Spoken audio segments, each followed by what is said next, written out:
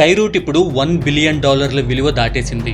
Invest చేసింది ఎవరో తెలిస్తే నిజంగా దిమ్మ తిరిగిపోద్ది. స్కైరూట్ తాజాగా $60 మిలియన్ ఫండింగ్ రైజ్ చేసింది. ఈ ఫండింగ్ లో పెట్టుబడి పెట్టిన వాళ్లలో సింగపూర్ సోవెరియన్ వెల్త్ ఫండ్, షెర్పాలో ventures and most important BlackRock అంటే ప్రపంచంలోనే అత్యంత పెద్ద అసెట్ మేనేజ్మెంట్ కంపెనీస్ లో ఒకటి. అయినా బ్లాక్ రాక్ లాంటి కంపెనీ ఇందులో ఇన్వెస్ట్ చేసింది అంటే వాళ్ళు ఎన్ని ఫ్యాక్టర్స్ లో దీన్ని అనలైజ్ చేసి ఉంటారు. ఇలాంటి ఇన్వెస్టర్స్ రావడం అంటే వాళ్ళు ఇండియన్ స్పేస్ మార్కెట్ ఫ్యూచర్ మీద ఒక స్ట్రాంగ్ కాన్ఫిడెన్స్ పెట్టారని అర్థం. ఈ ఫండింగ్ తర్వాత స్కైరూట్ వాల్యుయేషన్ $1.1 బిలియన్ కి చేరింది. అంటే officially India's first space tech unicorn. ఇది కేవలం ఒక స్టార్ట్అప్ సక్సెస్ కాదు, ఇండియా స్పేస్ మార్కెట్ లో నెక్స్ట్ బిగ్గెస్ట్ మార్కెట్ అవుతుంది అనడానికి ఇది ఒక సిగ్నల్. అయినా స్కైరూట్ ఏరోస్పేస్ గురించి ఎంత మాట్లాడుకున్నా తక్కువే. ఇండియాలో స్పేస్ అంటే మనందరికీ గుర్తొచ్చేది ఒకటే, ఇస్రో. రాకెట్లు తయారు చేయడం, శాటిలైట్లు లాంచ్ చేయడం, ఇవన్నీ గవర్నమెంట్ ఏజెన్సీల పని. ప్రైవేట్ కంపెనీలు దాదాపు లేవు.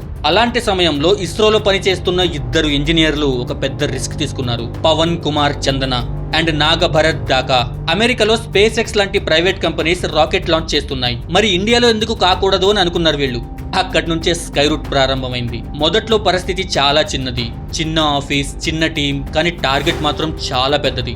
రాకెట్ ఇండస్ట్రీ అంటే మామూలు విషయం కాదు. ఒక చిన్న బగ్ వచ్చినా రాకెట్ పేలిపోవచ్చు, ఒక టైనీ క్యాలిక్యులేషన్ తప్పినా మిషన్ ఫెయిల్ అవ్వచ్చు. అందుకే స్పేస్ ఇండస్ట్రీలో ఎంట్రీ అవ్వడం చాలా కష్టం. కానీ స్కైరూట్ స్లోగా ముందుకెళ్ళింది. 2020లో ఇండియన్ గవర్నమెంట్ ప్రైవేట్ కంపెనీస్ కి కూడా స్పేస్ సెక్టర్ ఓపెన్ చేసింది. అంటే ఇస్రో ఫెసిలిటీస్ ఉపయోగించుకునే ఒక అవకాశం ఇచ్చింది. ఇక్కడే గేమ్ చేంజ్ అయింది. ఎందుకంటే ఈ స్పేస్ ఇండస్ట్రీ ఆల్మోస్ట్ గవర్నమెంట్ చేతుల్లో మాత్రమే ఉండేది. కానీ ఇప్పుడు స్టార్టప్స్ కూడా రాకెట్ బిల్డ్ చేయగలిగే పరిస్థితి వచ్చింది. ఆ అవకాశాన్ని స్కైరూట్ అగ్రెసివ్ గా ఉపయోగించుకుంది. వాళ్ళు తమ రాకెట్ ఎంజిన్ తయారు చేయడం ప్రారంభించారు. రామన్ అనే ఎంజిన్ టెస్ట్ చేశారు. ఇది మామూలు విషయం కాదు, ఎందుకంటే ఇండియాలో ఒక private company rocket engine develop చేయడం అనేది ఇంతవరకు జరగలేదు. ఇంకా ఇంట్రెస్టింగ్ విషయం ఏంటంటే వాళ్ళు తమ రాకెట్ కి విక్రమ్ అనే పేరు పెట్టారు. ఇది భారత అంతరిక్ష కార్యక్రమానికి పునాది వేసిన విక్రమ్ సారాభాయ్ గారికి ట్రిబ్యూట్. ఆ తర్వాత వచ్చింది వారికి బిగ్గెస్ట్ బ్రేక్ త్రూ. స్కైరూట్ ఒక రాకెట్ లాంచ్ చేసింది. దాని పేరు విక్రమ్ ఎస్.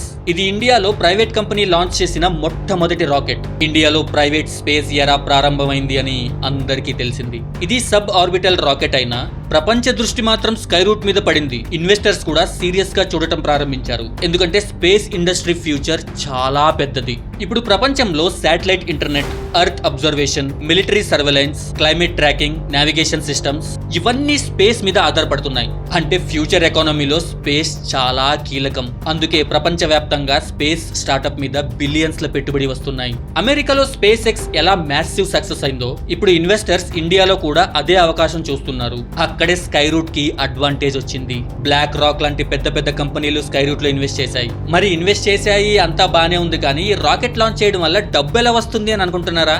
ఇది అందరికీ ఉన్న డౌటే. యాక్చువల్లీ ప్రపంచంలో వేల సంఖ్యలో శాటిలైట్స్ లాంచ్ అవుతున్నాయి. Internet companies, weather companies, defence agencies, mapping companies, communication firms అందరికీ శాటిలైట్ అవసరం ఉంది. కానీ వాటిని ఆర్బిట్ లోకి పంపడానికి రాకెట్స్ కావాలి. అక్కడే స్కైరూట్ లాంటి కంపెనీస్ బిజినెస్ చేస్తాయి. ఒక రాకెట్ లాంచ్ కాస్ట్ కోట్లల్లో ఉంటుంది. ఒక్క సక్సెస్ఫుల్ లాంచ్ అయితే పెద్ద రెవెన్యూ వస్తుంది. అందుకే ఇప్పుడు ఈ లాంచ్ బిజినెస్ చాలా పెద్ద ప్రాఫిటబుల్ సెక్టర్ గా మారుతుంది. స్కైరూట్ ఇప్పుడు విక్రమ్ 1 అనే ఆర్బిటల్ రాకెట్ లాంచ్ కి ప్రిపేర్ అవుతుంది. ఇది సక్సెస్ఫుల్ అయితే ఇండియాలో ప్రైవేట్ ఆర్బిటల్ రాకెట్ ఎరా ఆఫీషియల్లీ స్టార్ట్ అవుతుంది.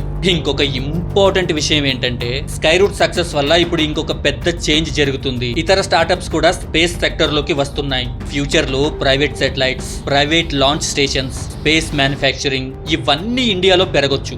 ముఖ్యంగా ఇప్పుడు హైదరాబాద్ స్పేస్ టెక్ హబ్ గా మారుతుంది. ఇది తెలంగాణకి కూడా huge advantage. Hi-tech jobs, advanced manufacturing, global investments కి ఇవి అట్రాక్ట్ అవుతాయి. ఇంకా ఇంట్రెస్టింగ్ విషయం ఏంటంటే స్పేస్ ఇండస్ట్రీ అనేది చాలా డిఫికల్ట్ సెక్టర్. ఇక్కడ షార్ట్ కట్లు పనిచేయవు. మార్కెటింగ్ ఒకటే సరిపోదు, రియల్ ఇంజనీరింగ్ కావాలి, రియల్ టెస్టింగ్ కావాలి, ప్రిసిజన్ కావాలి. అందుకే స్కైరూట్ వాల్యుయేషన్ వెనక యాక్చువల్ టెక్నాలజీ ఉంది. అదే ఇన్వెస్టర్స్ కి కాన్ఫిడెన్స్ ఇచ్చింది. ఇంకొక విషయం గుర్తుంచుకోవాలి, స్పేస్ ఇండస్ట్రీలో సక్సెస్ ఓవర్ నైట్ లో రాదు. ఒక్క లాంచ్ కోసం కొన్ని ఏళ్ల ప్రిపరేషన్ ఉంటుంది.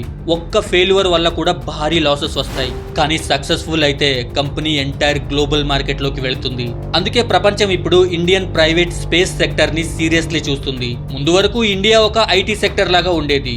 ఇప్పుడు స్లోగా ఇండియా స్పేస్ టెక్నాలజీ అనే ఇమేజ్ కూడా బిల్డ్ అవుతుంది. ఒకప్పుడు రాకెట్లు అంటే గవర్నమెంట్ మాత్రమే, కానీ ఇప్పుడు హైదరాబాద్ లో ప్రారంభమైన ఒక్క స్టార్టప్ ప్రపంచ ఇన్వెస్టర్స్ ని అట్రాక్ట్ చేస్తుంది. ఇది కేవలం స్కై రూట్ స్టోరీ కాదు, ఇది ఇండియన్ ప్రైవేట్ స్పేస్ రెవల్యూషన్ కి బిగినింగ్.